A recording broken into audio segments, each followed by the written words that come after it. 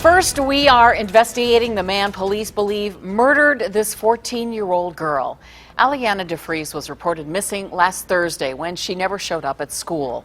By Sunday night, police had found her body in a vacant house on East 93rd. Now police say this is the man who killed her. Christopher Whitaker was arrested last night and charged with aggravated murder. Even though he's behind bars tonight, police and Alianna's family say they still need your help from the community to bring this heartbreaking case to a close. That's why we're bringing you team coverage tonight at 5. First, all new at 5, an in-depth look at Whitaker's criminal past. We've learned he is a convicted sex offender with a violent history, leaving many to wonder how he could have slipped through the cracks. Megan Hickey is kicking off our team coverage live from the Justice Center with more on what we've uncovered. And Megan, what have you learned? Well, we know Whitaker is a convicted sex offender registered in South Euclid, but his family claims that he hasn't lived there for years.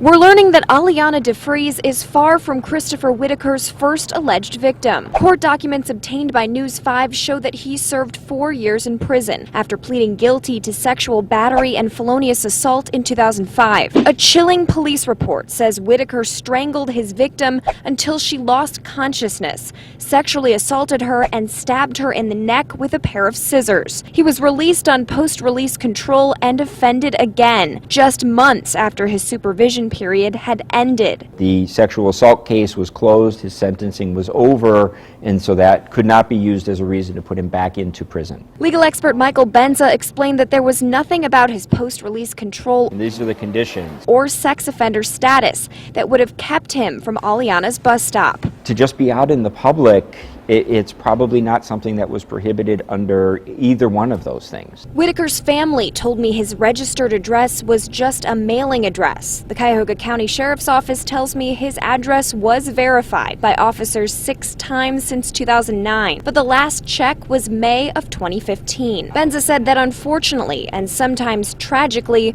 offenders can slip through the cracks. The process did what it's supposed to do. It doesn't make us completely safe. It never can.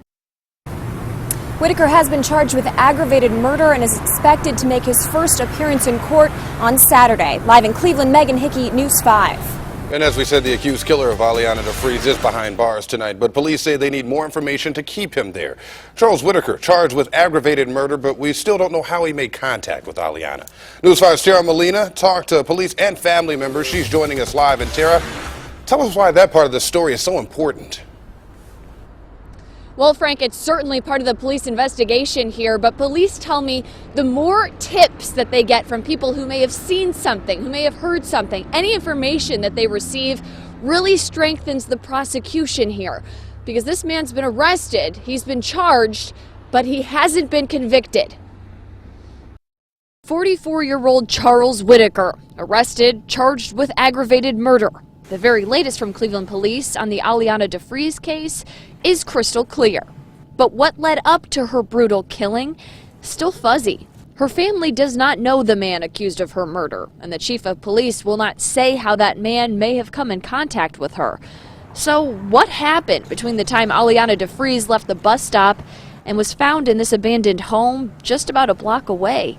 Police want your help answering that question. Somebody out there has some additional information in this case, so we want to make sure those tips keep coming in. It shouldn't take a $22,000 reward for people to come forward to even have something to say. This is a child. Now, I talked to Alianna's family off camera today. They told me while they don't know Whitaker, they hope that someone who does comes forward with some information. Because again, they're satisfied with this arrest, but what they really want to see is a conviction, and they're hoping that a few tipsters can really help them get there. Live in Cleveland, Tara Molina, News 5.